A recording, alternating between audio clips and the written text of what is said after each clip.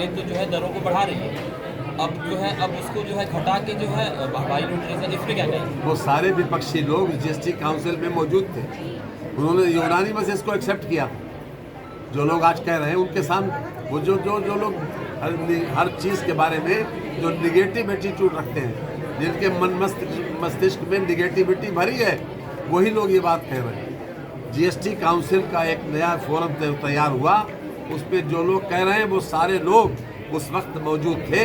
मैं पिछले 7 वर्ष से उसका मेंबर हूँ जीएसटी काउंसिल का, और 17 से चालू हुआ, 19 से मैं मेंबर हूँ।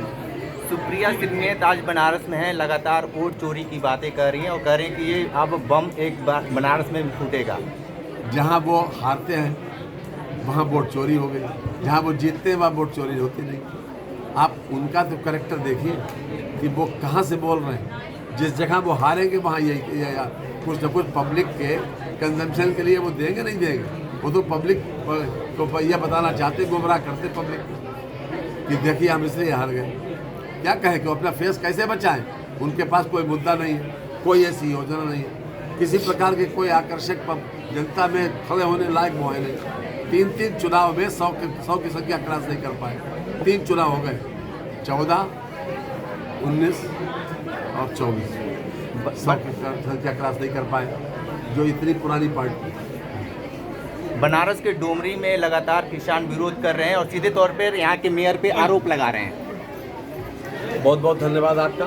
3% किया है, तब बात को करने वाला जो है वो अपर क्लास है जी, वो इस बात की परवाह नहीं करता है। फिर जो 40% वाले स्लैब में है, उनकी इस बात पर परवाह नहीं होती कि वहाँ जाएंगे तो इतना पेट्रोल खर्च होगा, प्रयागराज से बनारस जाएंगे तो इतना पेट्रोल खर्च होगा। They don't bother.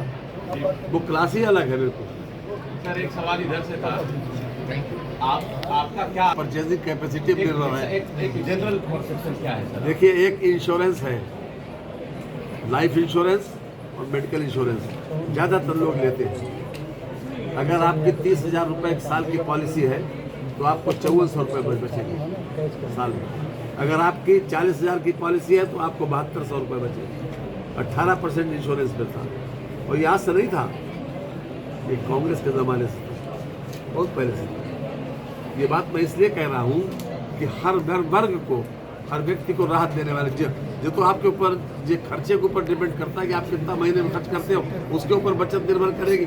ये तो अपने आप में सब्जेक्टिव क्वेश्चन है कि अगर आप 1 लाख रुपए खर्च करते हो तो कितनी बचत होगी, 50,000 रुपये खर्च करते हो तो कितनी बचत होगी। जैसे गोरखपुर के हमसे क्या वो कंट्रोवर्ट मत करिए। अब आप उसके ऊपर सवाल हमसे पूछ रहे हैं। भाई उनका सरकार का एस्टीमेट ये है कि हम राहत दे रहे हैं लोगों के चेहरे में खुशी है जी, है एस्टीमेट हमारा। जीएसटी को लेकर आप अभी आ रही है कि जीएसटी का रेट कम करने के पहले ही कई सारी कंपनियों ने MRP अपनी बढ़ा दी है, और जो हम अपनी जानकारी बढ़ाने अगर एक चीज़ बता दें, एक कोई आइटम बता दें, हमारी जानकारी बढ़ जाएगी। और आइटम में बाबा राम भाई वैसे कई ऐसे आपने एक बताया तो उस पर मैं बता दे रहा हूँ। जो उनकी घी पहले 1100 ml आती थी, अब वो 900 ml कर दिया और MRP भी उसकी बढ़ा दिया पहले से। अब जीएसटी घटने के बाद भी ज़्यादा दाम पर बिक रहा है। टूथपेस्ट की उनकी बात कर लें, मतलब इस तरीके की और भी कई सारी हम बाबा रामदेव जी की यहाँ चीज़ें बेस्ट हो रहे हैं। आपने एक उदाहरण मैंने बताया, ऐसे कई ऐसे।